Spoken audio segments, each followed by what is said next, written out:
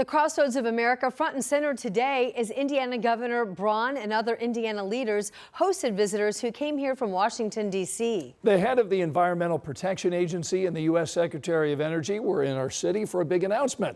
As our State House reporter Emily Longnecker tells us, this could lead to the largest deregulatory action in U.S. history.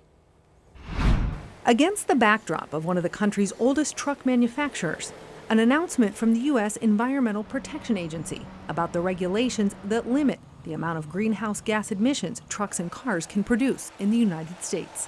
Tuesday, EPA Administrator Lee Zeldin was in Indianapolis and announced a proposal to get rid of those standards. As it relates to greenhouse gas emission standards on light duty, medium duty, and heavy duty, it doesn't reset anything. It eliminates everything. The standards were put in place in 2009 when the EPA determined that carbon dioxide and other greenhouse gases endangered public health and contributed to global climate change. The regulations were part of something called the endangerment finding, a ruling that said that climate change was a threat to public health, leading to climate regulations under the Clean Air Act.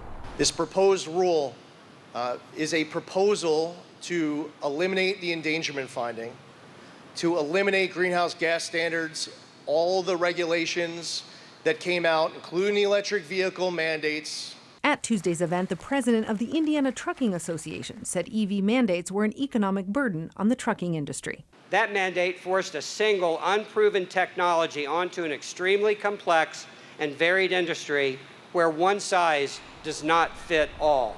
Tell the folks in Kokomo that, who are looking at two massive new battery plants that are supposed to be coming online in their community. Democrats criticized the rollback, pointing to a decision by the United States Supreme Court in 2007 that gave the EPA the authority to regulate greenhouse gas emissions as air pollutants.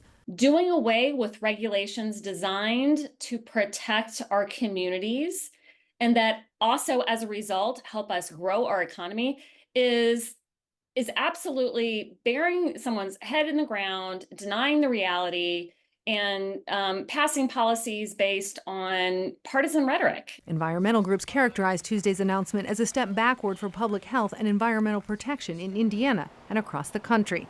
Americans will get a chance to weigh in on the proposal. The EPA announced it will hold a period of public comment about the rollbacks.